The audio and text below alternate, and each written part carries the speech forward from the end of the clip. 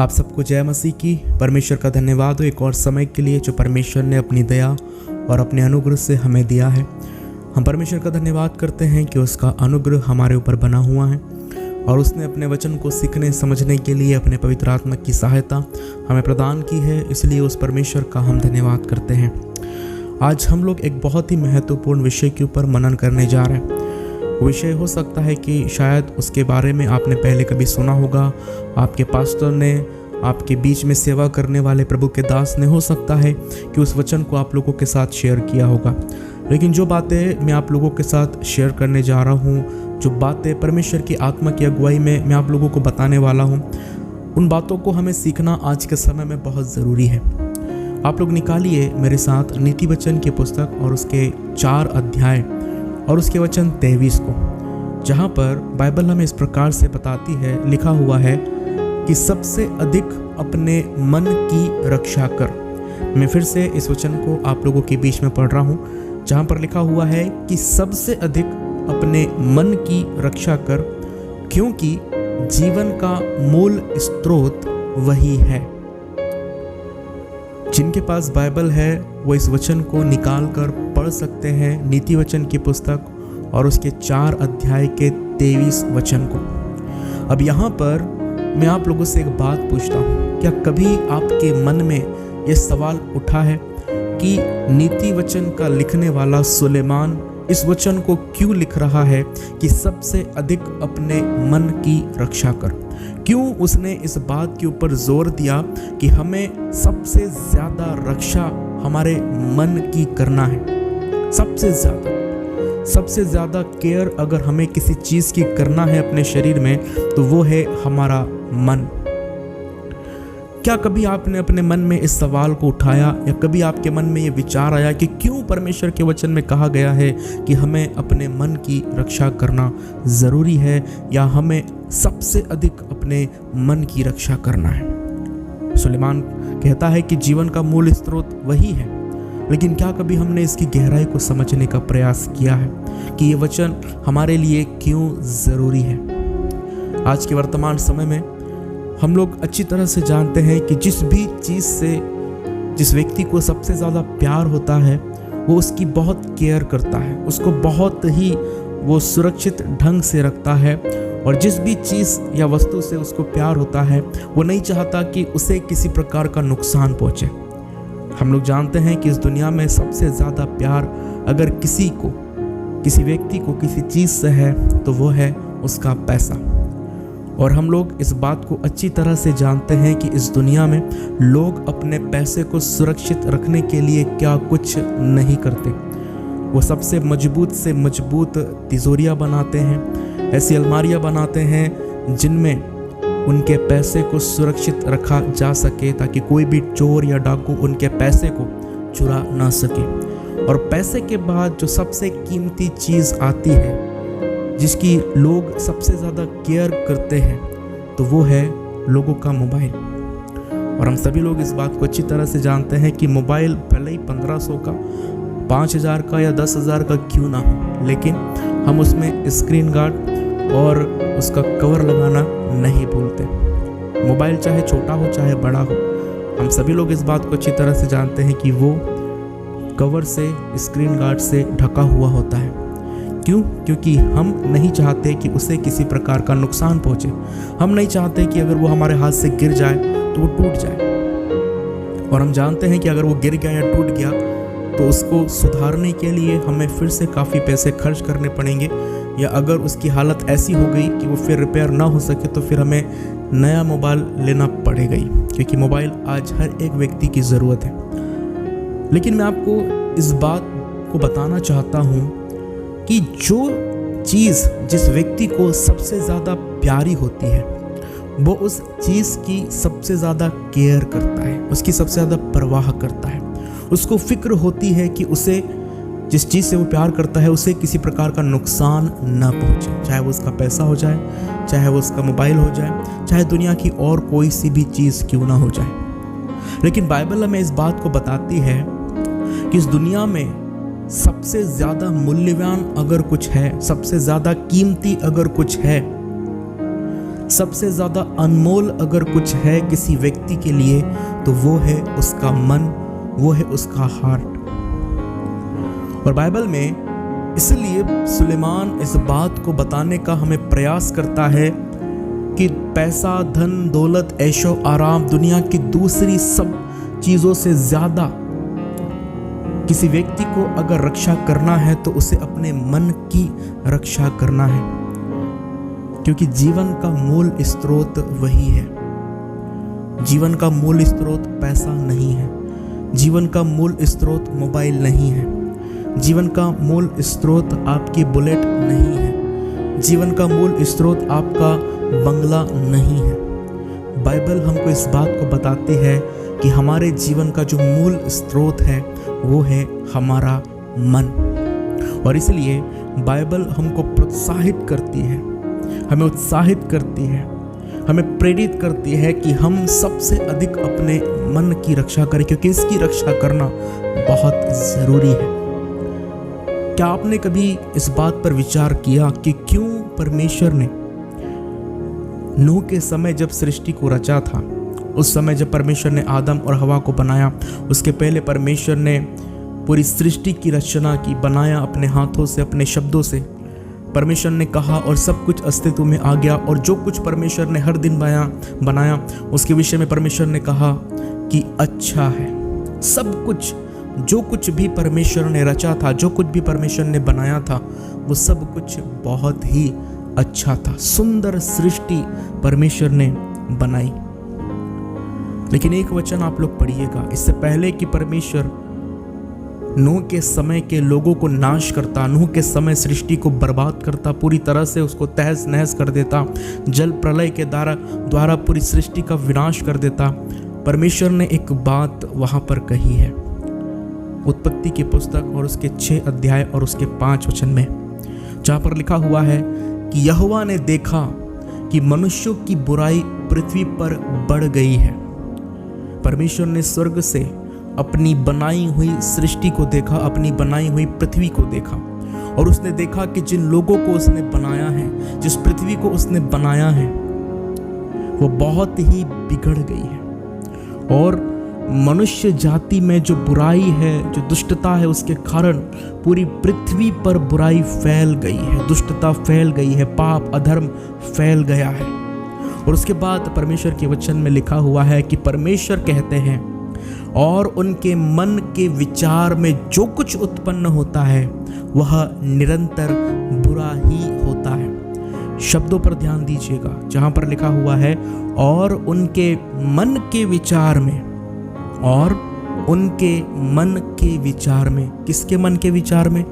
मनुष्यों के मन के विचार में जो कुछ उत्पन्न होता है, जो कुछ भी मनुष्य के मन में बात आती है, जो भी विचार उनके मन में आते हैं, जो भी ख्याल उनके मन में आते हैं, बाइबल में लिखा हुआ है वह निरंतर बुरा ही होता है। मनुष्य अपने मन में निरंतर बुरी ही बातों को सोचता है। और नूह के समय के लोगों के नाश होने का कारण, नूह के समय के लोगों को जल प्रलय के द्वारा नाश करने का कारण सिर्फ और सिर्फ उनके मन में पैदा होने वाली बुराई थी। क्योंकि परमेश्वर ने देखा कि उन मनुष्यों के मन में जिनको उसने बनाया, जिनको उसने रचा, जिनकी उसने सृष्टि की, उन मनुष्यों के मन में हमेशा सिर्फ बुरा ही बुरा पैदा होता है। बुरे ही बुरे ख्याल, बुरे विचार, बुरी कल्पनाएं उनके मन में आती है। और इसलिए परमेश्वर के वचन में लिखा हुआ है कि वो उस समय के उन लोगों को बनाने से पछताया। स्पष्ट लिखा है कि वो पछताया, हमारा परमेश्वर पछताया। क्यों? क्योंकि जब वो स्वर्ग पर बैठा और उसने देखा उस पृथ्वी को, तो उसने पाया कि मनुष्य के मन में हमेशा सिर्फ बुराई ही बुराई उपजती है। और इसलिए परमेश्वर ने उस समय के लोगों का नाश कर दिया। सिर्फ नूह ही एक ऐसा व्यक्ति था जिसके मन में सिर्फ शुद्ध और पवित्र विचार आते थे। क्योंकि बाइबल इस बात को हमें स्पष्ट कर देती है कि हमारे परमेश्वर की दृष्टि हमारे शरीर या हमारे बाहरी रंग रूप के ऊपर नहीं, लेकिन हमारा परमेश्वर हमेशा हमेशा हमारे मन को देखता है। उस समय के लोगों के मन में सिर्फ बुराई थी, इसलिए परमेश्वर ने उस समय के लोगों को पूरी तरह से नाश कर दिया जल प्रलय के द्वारा। और इसलिए सुलेमान हमसे कहता है, नीति वचन का लेखक हमसे कहता है कि अगर हम बर्बाद होना नहीं चाहते, अगर हम नाश होना नहीं चाहते, अगर हम ये नहीं चाहते कि हमारा नामो निशान इस पृथ्वी पर से मिट जाए, तो हमें सबसे अधिक अपने मन की रक्षा करना है। क्योंकि इसी मन में उपजने वाली बुराई ने नूह के समय के लोगों का सत्यानाश कर दिया। और अगर हम अपने मन में उपजने वाली बुराइयों को दूर नहीं करते, अपने मन में आने वाले बुरे ख्यालों को दूर नहीं करते, अपने मन में आने वाले बुरी कल्पनाओं को अगर हम दूर नहीं करते, तो नूह के समय के लोगों के समान हम भी नाश हो जाएंगे, हम भी बर्बाद हो जाएंगे। जल प्रलय के बाद जब परमेश्वर ने नूह से प्रतिज्ञा की, उस समय में भी परमेश्वर ने नूह से ये कहा कि मनुष्य के मन में बचपन से जो कुछ उत्पन्न होता है वह बुरा ही होता है। लेकिन फिर भी परमेश्वर ने वहाँ उस 8 अध्याय में और उसके 21 वचन से आगे प्रतिज्ञा बांधी मनुष्य जाति से कि मैं फिर भी लोगों पर दया करूँगा, अनुग्रह करूँगा और उन्हें फिर कभी जल प्रलय से नाश नहीं करूँगा। और उसी वाचा को हमेशा याद रखने के लिए हमारे परमेश्वर ने आकाश में एक चिन्ह हमें दिया, 7 रंगी धनुष के रूप में। वो धनुष जब भी हमें दिखाई देता है आकाश में, तो हमें परमेश्वर की प्रतिज्ञा याद आती है, स्मरण आती है, जिस परमेश्वर ने हमसे प्रतिज्ञा किया है कि वो हमें फिर दोबारा जल प्रलय से नाश नहीं करेगा। लेकिन परमेश्वर ने हमें मौका दिया, परमेश्वर ने हमें ये अवसर दिया, परमेश्वर ने चाहा कि हम अपने मनों को शुद्ध करें, परमेश्वर ने चाहा कि हम अपने हृदयों को पाक करें। प्रभु यीशु मसीह ने भी जब अपनी सेवकाई 3.5 वर्ष की सेवकाई को जब इस दुनिया में दिया था, उस समय प्रभु यीशु मसीह ने शास्त्री और फरीसियों को फटकारते हुए ये कहा था कि हे सांप के बच्चों, तुम बुरे होकर क्यों अच्छी बातें कर सकते हो? तुम बुरे होकर अच्छी बातें कैसे कर सकते हो? क्योंकि जो मन में भरा है वही मुंह पर आता है। ये प्रभु यीशु मसीह कहते हैं कि जो मन में भरा है वही मुंह पर आता है। और कहते हैं प्रभु आगे कि भला मनुष्य मन के भले भंडार से भली बातें निकालता है और बुरा मनुष्य मन के बुरे भंडार से बुरी बातें निकालता है। शास्त्रियों और फरीसियों को प्रभु यीशु मसीह ने कई बार फटकारा उनके पाखंड के लिए, उनकी झूठी धार्मिकता के लिए। और यहाँ पर प्रभु यीशु मसीह कहते हैं कि तुम बुरे होकर अच्छी बातें कैसे कह सकते हो अपने मुंह से। प्रभु उनके मनों को जानता था कि उनके मन में सिर्फ बुराई, द्वेष, ईर्ष्या, कपट भरा हुआ है, इसके अलावा कुछ भी नहीं। और वो उनसे कहते हैं कि तुम बुरे होकर अच्छी बातें कैसे कह सकते हो? तुम्हारा मन जो नाना प्रकार की बुराइयों से भरा हुआ है, तुम अपने मुख से अच्छी बातें कैसे निकाल सकते हो? ये प्रभु कहते हैं उनसे। और प्रभु बताते भी है आगे कि भला मनुष्य मन के भले भंडार से भली बातें निकालता है और बुरा मनुष्य हमेशा अपने मन के बुरे भंडार से बुरी ही बातें निकालेगा, हमेशा बुरी बातें। जो मनुष्य के मन में भरा हुआ होता है ना भाइयों बहनों, वही मनुष्य के मुंह में आता है, वही मनुष्य के मुंह से निकलता है। जो मन में भरा है वही मुंह से निकलता है। और इसलिए प्रभु यीशु मसीह ने कहा मत्ती के सुसमाचार और उसके 15 अध्याय में जब 18 और 19 वचन को आप पढ़ोगे, उसके आगे आप पढ़ोगे, तो प्रभु वहाँ पर स्पष्ट करते हैं कि जो मनुष्य के भीतर जाता है वो मनुष्य को अशुद्ध नहीं करता, लेकिन जो मनुष्य के भीतर से निकलता है वो मनुष्य को अशुद्ध करता है। ये उस समय प्रभु यीशु मसीह ने कहा जब लोगों ने प्रभु यीशु मसीह के चेलों के ऊपर सवाल उठाया कि उन्होंने बिना हाथ धोए भोजन कैसे कर लिया, उन्होंने खेत की बाली तोड़कर खाई।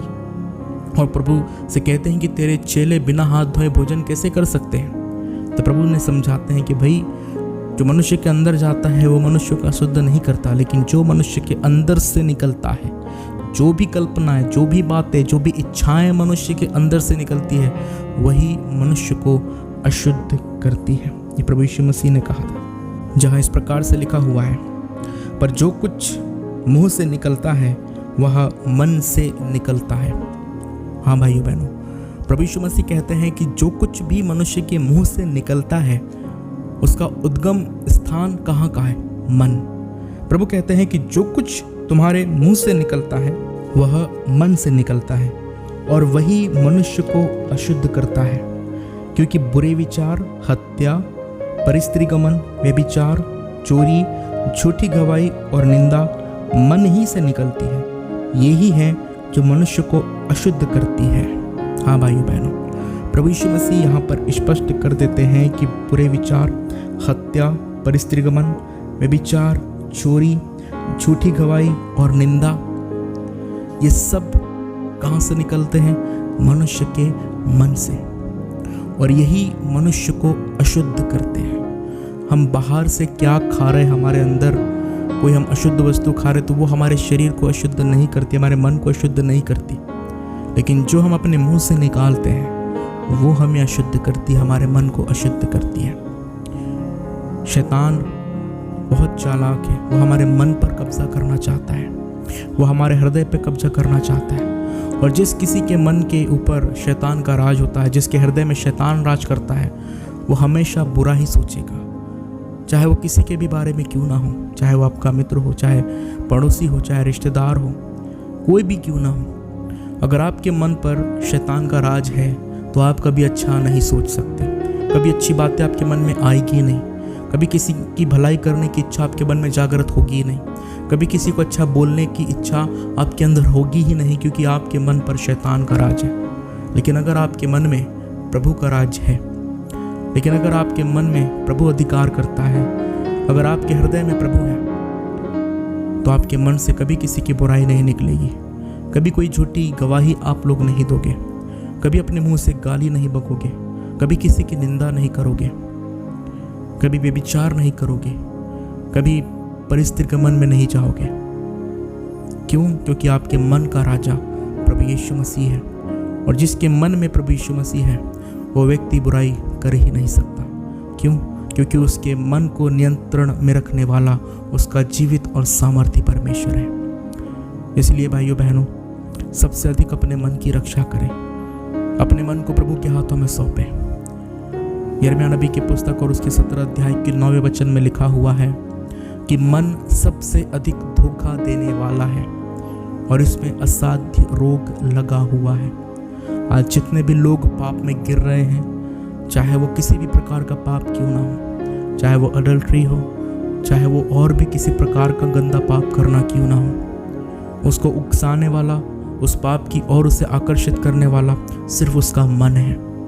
चाहे वो किसी प्रकार के व्यसन हो, चाहे वो किसी प्रकार की बुरी आदत हो, चाहे किसी भी प्रकार का पाप क्यों ना हो, उस पाप को करने के लिए उकसाने वाला आपका मन है, क्योंकि हमारा मन ही दुनिया की अभिलाषाओं की ओर आकर्षित होता है। इसलिए परमेश्वर का वचन हमसे कहता है कि हमें सबसे अधिक अपने मन की रक्षा करना है। सबसे ज़्यादा अगर हमें केयर करनी है तो वो है हमारे मन की, सबसे ज़्यादा अगर हमें फिक्र करना है तो वो है हमारे मन की, हमारे हृदय की। क्योंकि हमारा प्रभु हमारे शरीर को नहीं, हमारे कार, हमारे मोबाइल, हमारे बंगले को देखने वाला नहीं, हमारा परमेश्वर हमारे मन को देखने वाला परमेश्वर है कि वो कितना साफ है, वो कितना पाक और पवित्र है।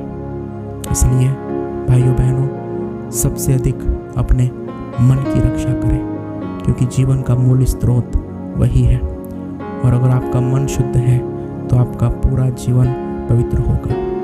परमेश्वर आप सबको अपनी आशीष दे। परमेश्वर का प्रेम, परमेश्वर का अनुग्रह और परमेश्वर की दया आप सब लोगों के ऊपर बनी रहे। जय मसीह की।